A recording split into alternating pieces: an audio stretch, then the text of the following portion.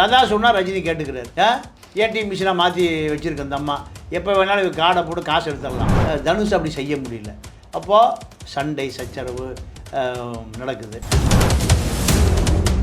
ஐஸ்வர்யாவுக்கு ரஜினி மாப்பிள்ளை பார்க்குறாரு. மோகன் பாபுடைய மகன், ஆந்திராவோட பெரிய பெரிய ஜெயில், மிகப்பெரிய ஆளுமை. சௌந்தர்யாவுக்கு இரண்டாவது திருமணம் பண்ணியிருக்கு. பண்ணுவதற்கு முன்பு தனுஷ் சௌந்தர்யா வாழ்க்கையிலையும் விளையாடுறாரு. விஜயகுமார் வீட்டில், ஆதம்பாக்கம் வீட்டில் கடைசி பொண்ணு ஸ்ரீதேவியும் ஐஸ்வர்யாவும் நண்பிகள். 2 பேரும் இருக்கிற பொழுது தான் தனுஷுடைய காதல் அங்கே தான் வளருது. இத்தனை வருஷம் வாழ்ந்து பசங்க டீனேஜ் வந்ததுக்கு அப்புறம் இதை பண்ணும்போது இல்லை, இதுக்கு பின்னணியில் லதா ரஜினிகாந்த் தான் இதுக்கு பின்னணியில் இருக்காங்க. என்ன காரணம்னா, பல கோடி பண்ணை வீட மாறி. ஆனால் தனுஷ் பல கோடி ரூபாய் கடல்ல இருக்கு. தனுஷினாலே பல மர்ம படங்கள், இங்கிலீஷ் படம் மாதிரி ஆல்பர்ட் ஹிட்ச்காக் தான் மர்ம படம் எடுப்பார் ஹாலிவுட்ல. அதே போல தனுஷ் கதை.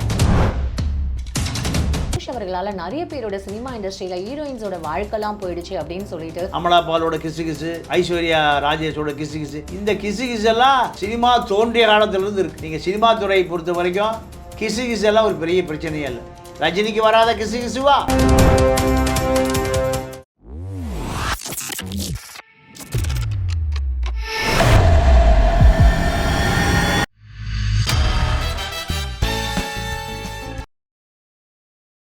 வணக்கம் நேயர்களே, இது பிபிடி சினிமா நேயர்கள் அனைவருக்கும் ஒரு சுவாரஸ்யமான விஷயங்கள் நாங்கள் கொண்டு வந்திருக்கோம். நம்மளோட தமிழா பாண்டியன் சார் கிட்ட நிறைய விஷயங்கள் பேசி தெரிஞ்சுக்க போகிறோம். நிகழ்ச்சிக்கு போகலாம். வணக்கம் சார். வணக்கம் சார். இப்போ ட்ரெண்டிங்காக ஒரு விஷயம் என்ன அப்படின்னா, நம்மளோட ஐஸ்வர்யா ரஜினிகாந்த் அவர்களும் தனுஷ் அவர்களும் ஆல்ரெடி டைவர்ஸ்க்காக அப்ளை பண்ணிட்டு இருக்காங்கன்றது நமக்கு தெரியும்.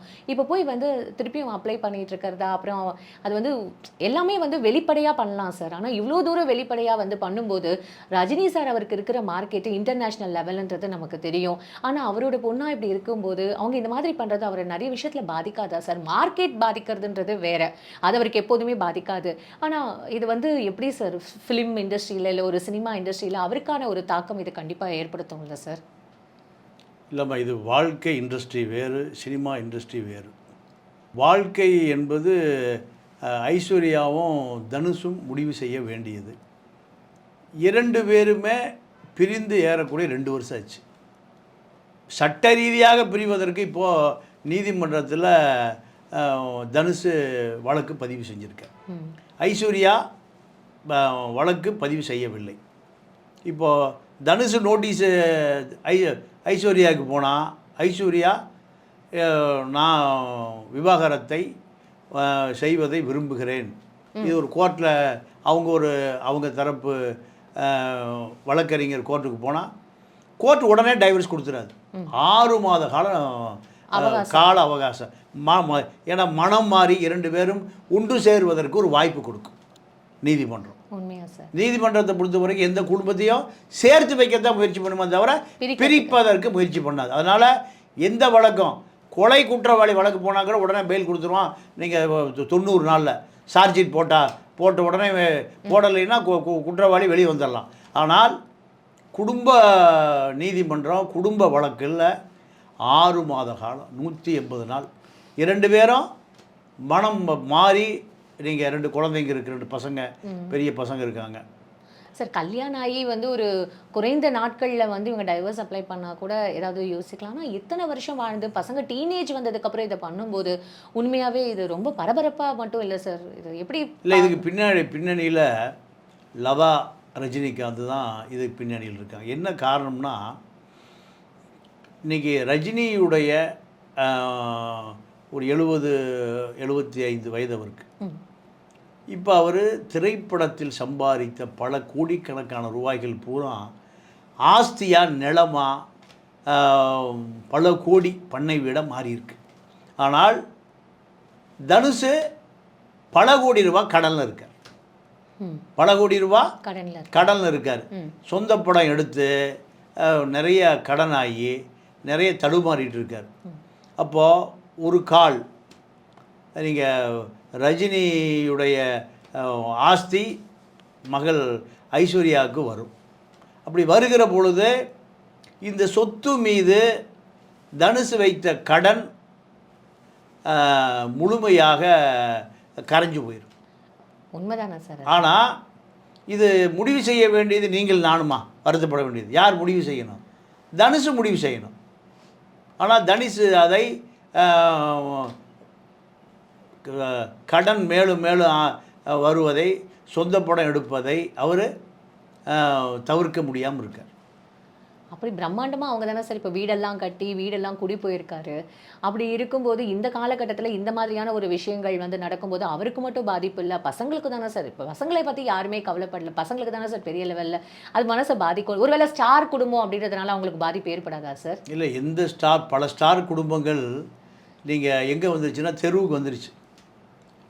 சிவாஜி குடும்பம் சாந்தி தேட்டர் வித்தாச்சு, சாந்தி தேட்டரை வித்தாச்சு, சாந்தி பேரில் உள்ள தேட்டர்.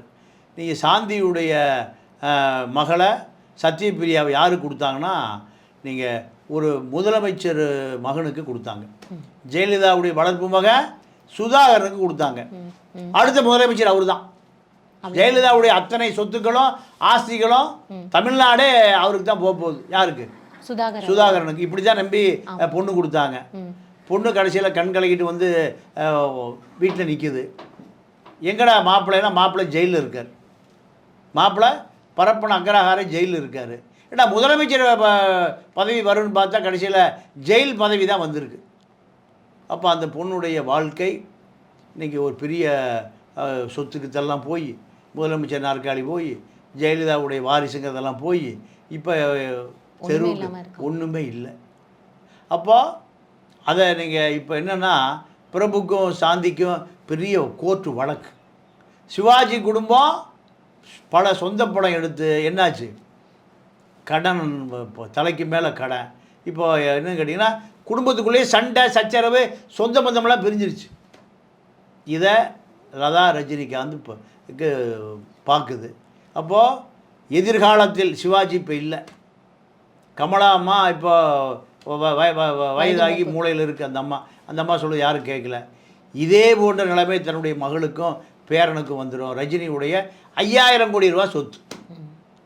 இதை லதா ரஜினிகாந்த் மகள்கிட்ட சொல்லி, சொந்த படம் எடுக்க வேண்டாம், நீ சம்பாதிக்கிற பணத்தை பூரா ஆஸ்தியாக்கு, நான் எப்படி ரஜினியை விற்று ஏடிஎம் கார்டு மிஷினில் ரஜினியை ஒரு ஏடிஎம் கார்டாக பயன்படுத்தி பல சொத்துக்களை வாங்கி சேர்த்துருக்கேன். இதே போல் மகளுக்கு அறிவுரை சொல்லுது. மகள் சொன்னால் மருமகன் கேட்க மாட்டேங்கிறார். லதா சொன்னால் ரஜினி கேட்டுக்கிறார். ஏடிஎம் மிஷினாக மாற்றி வச்சுருக்க அந்த அம்மா எப்போ வேணாலும் கார்டை போட்டு காசு எடுத்துடலாம். ஆனால் தனுஷ் அப்படி செய்ய முடியல. அப்போது சண்டை சச்சரவு நடக்குது. தனுஷ் ஐஸ்வர்யா சண்டைக்கு காரணம் சொத்துக்கள் தான். இல்லை, என் மகனுக்கு மனைவிக்கு நான் பிரம்மாண்ட வீடு கட்டி தரேன்னு போயஸ் கார்டனில் வீடு வாங்கி பிரம்மாண்டத்தை காமிக்கிறாரு.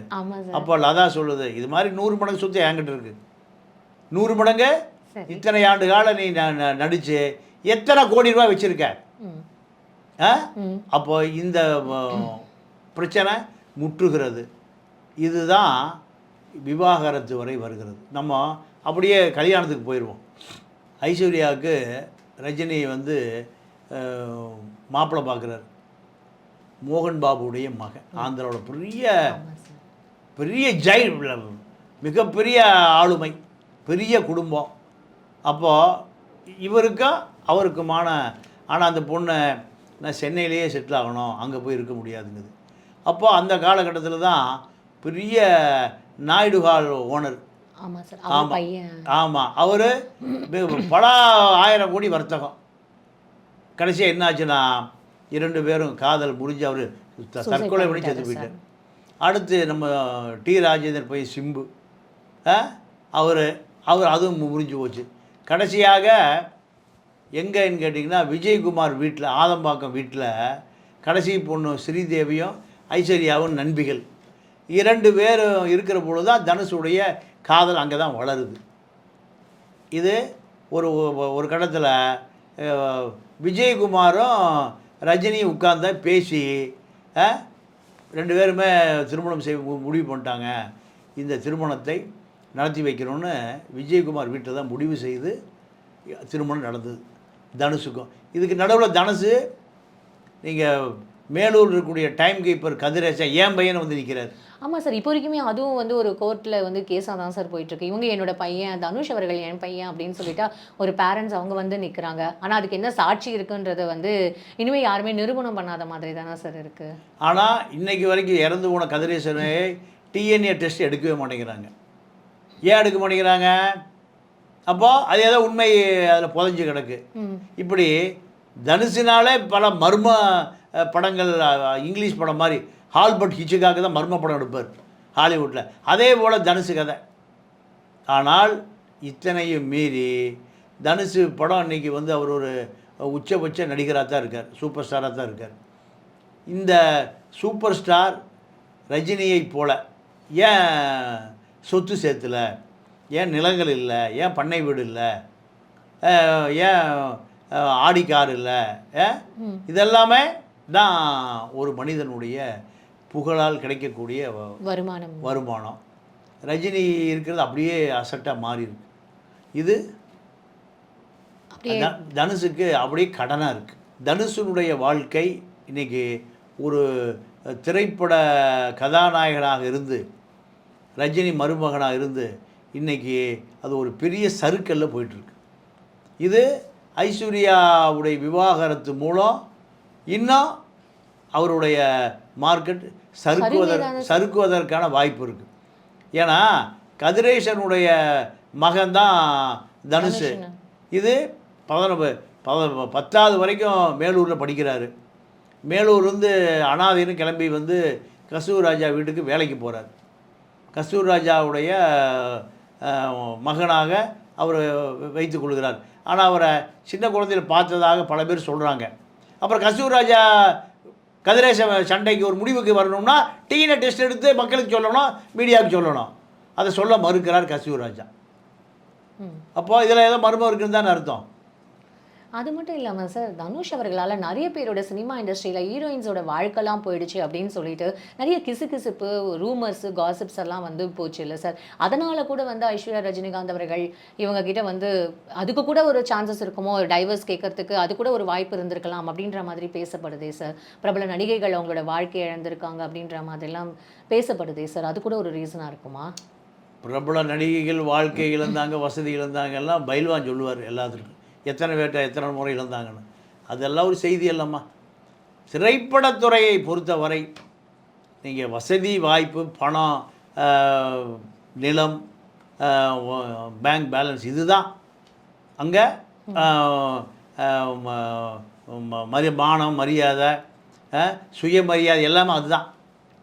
பணம் இல்லாததற்கு இவ்வுலகில் ஒன்றும் இல்லை. அதனால் நீங்கள் இப்போ அமலா பாலோட கிசு ஐஸ்வர்யா ராஜேஷோட கிசு இந்த கிசுகிசெல்லாம் சினிமா தோன்றிய காலத்திலிருந்து இருக்குது.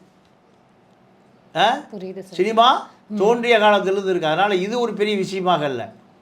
யார்கிட்ட சொத்து இருக்குது, யார் ஏழையாக இருக்குது, இதுதான் அங்கே ஈகோ பிரச்சனை. ஆக மட்டும் பணம் தான் எல்லா இடத்துலையும். பணம் தான் இல்லை. திரைப்படத்துறை புகழ் வருகிற பொழுது நடிகர்களும் நடிகைகளும் எப்படியாவது கோடிகளை சேர்த்து கொள்ளணும். அப்படி கோடிகளை சேர்த்து கொள்ளவன் கோடீஸ்வரனாக இருப்பான், இல்லாதவன் தெரு கோடிக்கு வந்துடுவான். இந்த பிரச்சனை தான் ரஜினி மகள் ஐஸ்வர்யாவுக்கும் தனுஷுக்குமான ஈகோவே இதுதான். இது யாரால் வருதுன்னா அம்மா லதாவால் வருது. அந்த அம்மா என்ன சொல்லுது, இத்தனை படம் நடிச்சிருக்காரு தனுஷ், ஒரு படத்துக்கு குறைஞ்சபட்சம் 20 கோடி ரூபா இது 50 கோடி ரூபா வாங்கியிருந்தா இன்றைக்கி ஏறக்குறைய ஒரு 1000 கோடி ரூபாயை காமிக்குது அந்த அம்மா. எவ்வளவு? 1000 கோடியை காமி. மகளோட வாழ்க்கையில் கூட அவங்க 1000 கோடி தான் முக்கியம். மக தனக்கு பின்னாடி சிவாஜி குடும்பத்துக்கு நேர்ந்தது போல், ஏவிஎம் குடும்பத்துக்கு நேர்ந்தது போல் சந்திரபாபு செத்து போனார், ஜிவி செத்து போனார். தன்னுடைய சொத்துக்கு வந்துடக்கூடாது. ரஜினி சம்பாரித்து வச்சுருக்கார். 2 மகளுக்கும் 2500 கோடி 2500 கோடி. ஐஸ்வர்யாவுக்கு சௌந்தர்யாவுக்கு 2வது திருமணம் பண்ணியிருக்கு. பண்ணுவதற்கு முன்பு தனுஷ் சௌந்தர்யா வாழ்க்கையிலையும் விளையாடுறார். இது அந்த அம்மா முடிவு பண்ணிச்சு. மொத்தம் 5000 கோடி அள்ளிட்டு போயிடுவான். யார்? தனுஷ். கஸ்தூர் ராஜா ஏற்பாடு பண்ணி விட்ருக்கா. அப்போது அவசர அவசரமாக தனுஷுக்கு பயந்து தான் சௌந்தர்யாவுக்கு 2ஆம் திருமணம் பண்ணுது. சொத்து தான் பிரச்சனையே. ரஜினியுடைய 5000 கோடி ரூபாய் சொத்துக்கள், பண்ணை வீடுகள், கட்டடங்கள், காம்ப்ளெக்ஸுகள், கண்ணாடி தொழிற்சாலைகள் பெங்களூரில், இதுதான் பிரச்சனையே தவிர நீங்கள் சினிமா துறையை பொறுத்த வரைக்கும் கிசுகிசெல்லாம் ஒரு பெரிய பிரச்சனையே இல்லை. ரஜினிக்கு வராத கிசுகிசுவா? ரஜினி நீங்கள் லதாட்ட சொத்தெல்லாம் எடுத்துக்க, என்ன ஆளை விட, நான் சன்னியாசியை போகிறேன்ட்டார். ஒரு 25 வருஷம் முந்தி நடந்தது. அப்போது அன்றைக்கி ஷோ இருந்தார், இப்போ அவர் இல்லை. ஷோ 2 பேரையும் கூப்பிட்டு பேசி, 2 பேருக்கு 2 பொம்பளை பிள்ளைங்க இருக்குது, நீ ஒரு பக்கம் பிரிஞ்சிட்டீங்கன்னா அந்த எதிர்காலம் வீணாக போயிடும். அதனால் 2 பேரும் சேர்த்து வச்சார். இன்றைக்கி ஐஸ்வர்யாவுக்கும் இந்த தனுஷுக்கும் ஷோ இல்லை. ஷோவை போல் ஒரு இல்லை இருந்தால் இந்த குடும்ப பிரச்சனை. அப்போது இதுதான் இவர்களை பொறுத்த வரைக்கும். ரஜினிக்கு இல்லாத கிசுகிசுக்கலாம். ரஜினியை லதா ரஜினியுடைய வருமானத்தை அந்த மாதிரி தான் கால் ஷீட்டை பேசும். அந்த மாதிரி தான் டெய்லி ஃபோன் பண்ணி நீங்கள் ரெட் ஜெயிண்ட்டுக்கு, சன் பிக்சர்ஸுக்கு, லைக்காவுக்கு, லிப்ராவுக்கு எல்லாம் ஏப்பா ரஜினி வீட்டு சும்மா தான் இருக்கார், ஒரு 150 கோடி எடுத்துகிட்டு வா, மொத்தமாக உங்கள்கிட்டயே தந்தார் ரஜினி, ஒரு 3 மாதம் வச்சுக்க, நீயே கொண்டு போயிரு, 3 மாதம் கழிச்சு 150 கோடி கொடுத்த பிறகு கொண்டு வந்து விடு. இப்படி மொத்தமாக ரஜினியை பணமாக்குகிற வேலையை பத்திரமாய் செய்கிறவர் தான் லதா ரஜினிகாந்த். அப்போது ராகவேந்திரா கல்யாண மண்டபம் வரி கட்டுற காசே இல்லை, கொரோனா வந்துருச்சு, வருமானம் இல்லை, வரி கட்ட முடியாதுன்னு அந்த மாதிரி கோர்ட்டுக்கு போச்சு.